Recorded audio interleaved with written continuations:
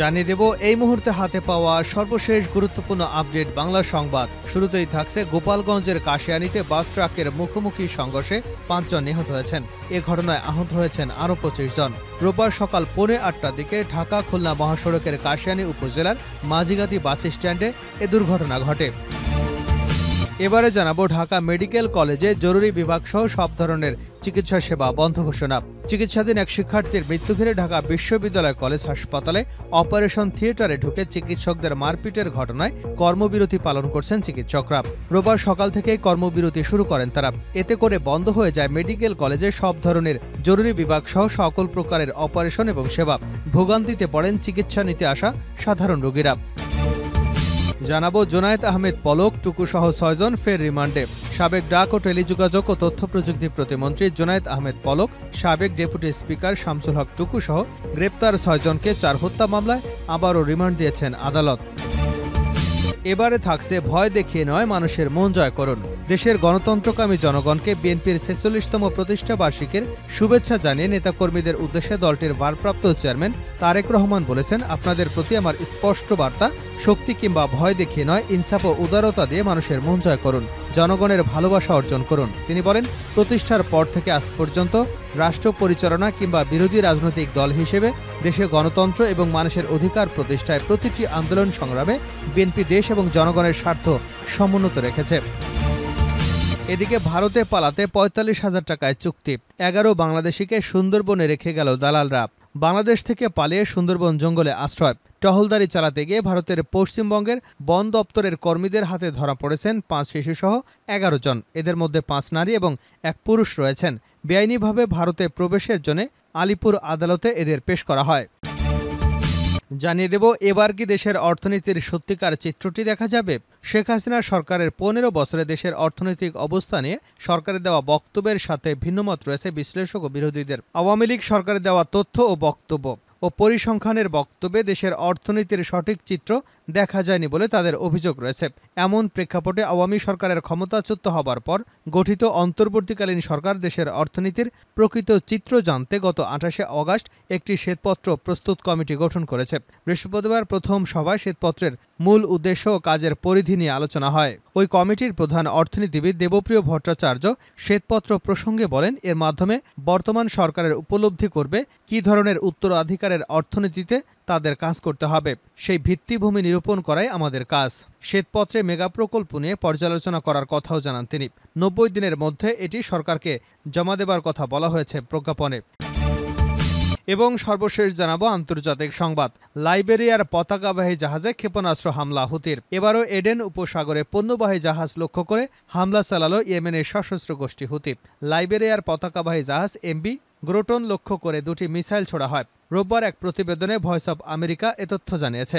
এতক্ষণ শিরোনাম শুনছিলেন, এবার বিস্তারিত। প্রিয় দর্শক, আপনি যদি এই চ্যানেলে নতুন হয়ে থাকেন, ভিডিওটি দেখতে দেখতে চ্যানেলটি সাবস্ক্রাইব করে আমাদের সঙ্গে থাকুন। আর এই ভিডিও সম্পর্কে আপনি আপনার মূল্যবান মতামতটি কমেন্ট বক্সে জানিয়ে দিন। আর হ্যাঁ প্রিয় দর্শক, জানিয়ে দিন ভিডিওটি কোথা থেকে দেখছেন। গোপালগঞ্জে বাস ট্রাক সংঘর্ষে ঝরল 5 প্রাণ। গোপালগঞ্জের কাশিয়ানীতে বাস ট্রাকের মুখোমুখি সংঘর্ষে 5 জন নিহত হয়েছেন। এ ঘটনায় আহত হয়েছে অন্তত 25 জন।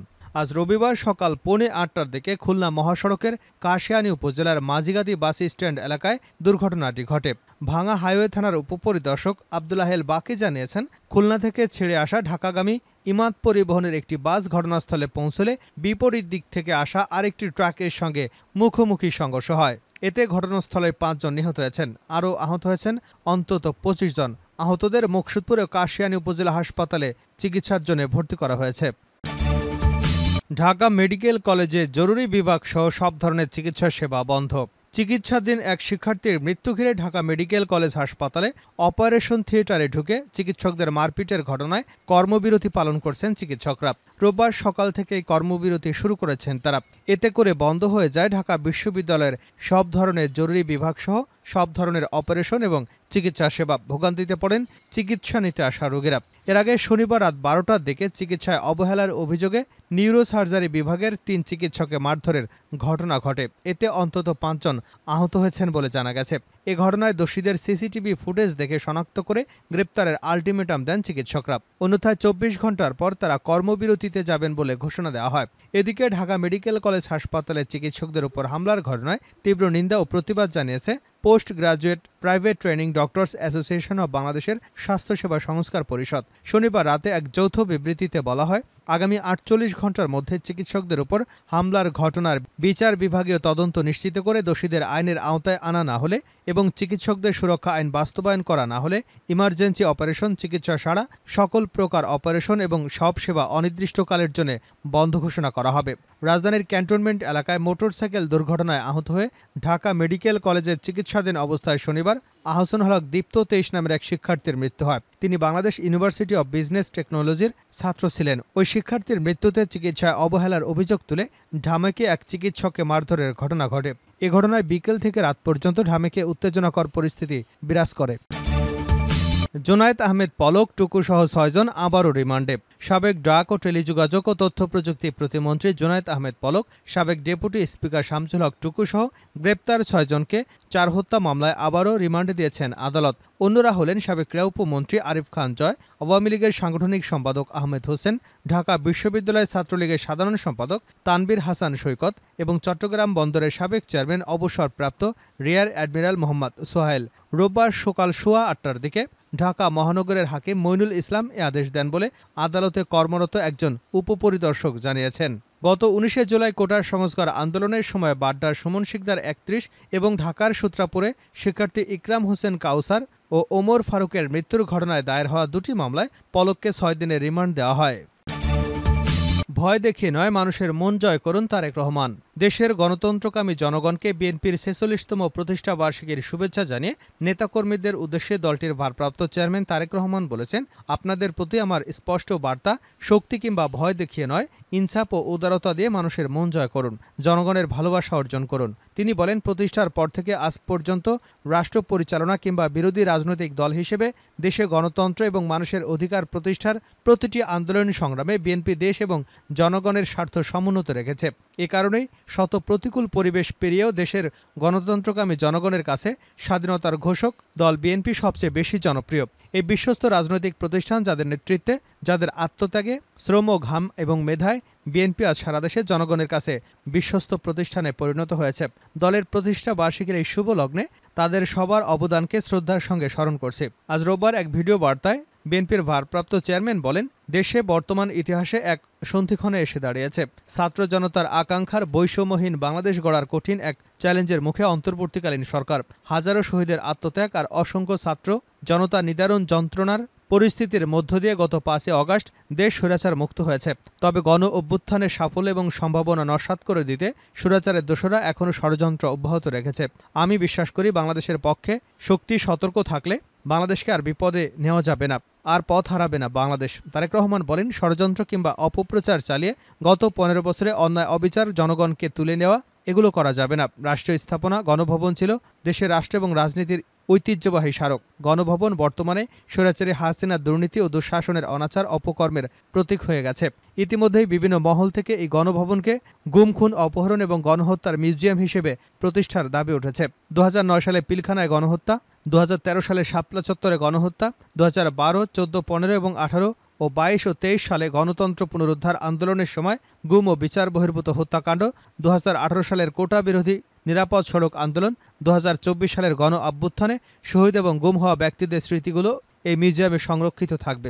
অবৈধ ক্ষমতায় থাকার জন্য বাংলাদেশে আর কোনো শাসক যাতে স্বৈরাচারী হাসিনার মতো বর্বরচিত পথে অনুসরণ করতে না পারে, ভবিষ্যৎ প্রজন্মের কাছে এই মিউজিয়ামের সেই বার্তায় বহন করবে। তিনি আরও বলেন, অন্তর্বর্তীকালীন সরকার যখন গণঅভ্যুত্থানের আকাঙ্ক্ষা বাস্তবায়নের পথে রয়েছে, এমন সময় হঠাৎ করেই চাপিয়ে দেওয়া বন্যা পরিস্থিতিতে দেশের পূর্বাঞ্চলে বিস্তৃত অঞ্চল গ্রাস করে নিয়েছে। বন্যার করাল গ্রাসে প্রায় ১ কোটি মানুষ কম বেশি ক্ষতিগ্রস্ত হয়েছেন। অনেক মানুষ মারা গেছেন, বিনষ্ট হয়েছে বহু সম্পদ। এমন পরিস্থিতিতে সাধ্যমতো বন্যার্তদের পাশে দাঁড়াতে বিএনপির প্রতিষ্ঠা বার্ষিকীর সকল কর্মসূচি বাতিল করেছে। ইতিমধ্যে কোনো কোনো এলাকায় বন্যার পানি কমতে শুরু করেছে। ফলে যারা বন্যায় ক্ষতিগ্রস্ত হয়েছেন এই মুহূর্তে তাদেরকে বন্যা পরিস্থিতির বিধ্বস্ত যারা হয়েছেন, যাদের ঘরবাড়ি ভেঙে গেছে, তাদের পুনর্বাসন প্রক্রিয়া ও বন্যা কবলিত পরিস্থিতি থেকেও কিছুটা মুক্তি দেওয়ার চেষ্টা করতে হবে। সুতরাং আপনারা বন্যায় ক্ষতিগ্রস্তদের প্রতি আপনাদের সহযোগিতা অব্যাহত রাখুন। সমন্বিতভাবে ক্ষতিগ্রস্তদের পাশে দাঁড়ান। বিশেষ করে যেসব পরিবারের নারী, শিশু, বৃদ্ধ কিংবা বৃদ্ধা রয়েছেন, অগ্রাধিকার ভিত্তিতে তাদের প্রতি সহায়তার হাত বাড়িয়ে দিন। সফলজনকভাবে বন্যা পুনর্বাসন প্রক্রিয়া সম্পন্ন করতে একজন নাগরিক হিসেবে সরকারি উদ্যোগ বাস্তবায়নেও সক্রিয় ভূমিকা রাখুন। ভারতে পালাতে ৪৫,০০০ টাকায় চুক্তি, ১১ বাংলাদেশকে সুন্দরবনে ফেলে রেখে গেল দালালরা। বাংলাদেশ থেকে পালিয়ে সুন্দরবনের জঙ্গলে আশ্রয়। টহলদারি চালাতে গিয়ে ভারতের পশ্চিমবঙ্গে বন দপ্তরের কর্মীদের হাতে ধরা পড়েছে ৫ শিশুসহ ১১ জন। এদের মধ্যে ৫ নারী এবং ১ পুরুষ রয়েছেন। বেআইনিভাবে ভারতে প্রবেশের জন্য আলিপুর আদালতে এদের পেশ করা হয়। জানা গেছে এদের সকলের বাড়ি বাংলাদেশের খুলনায়। সাবেক প্রধানমন্ত্রী শেখ হাসিনা দেশ ছেড়ে পালিয়ে যাবার পর তারা ভারতে পালানোর সিদ্ধান্ত নেন। অভিযোগ করে তারা জানান, পরিস্থিতি এমন জায়গায় পৌঁছায় যে দেশ ছাড়তে বাধ্য হন তারা। ভারতে আসতে চেয়ে এক দালালের শরণাপন্ন হন তারা। গ্রেপ্তার হওয়া এক বাংলাদেশি মহিলার অভিযোগ, দালালের সাথে ৪৫,০০০ টাকায় চুক্তি হয়, কিন্তু এপারে নিয়ে এসে দালাল তাদের জঙ্গলে ফেলে দিয়ে পালিয়ে যায়। শেষ পর্যন্ত টহলদারির সময় বন অধিদপ্তরের কর্মীদের নজরে পড়েন তারা। তাদের সকলকেই সুন্দরবন কোস্টাল থানার পুলিশের হাতে তুলে দেওয়া হয়। তাদের মধ্যে একজন পুরুষ ব্যক্তিকে হেফাজতে নিয়ে জিজ্ঞাসাবাদ করতে চাইছে পুলিশ।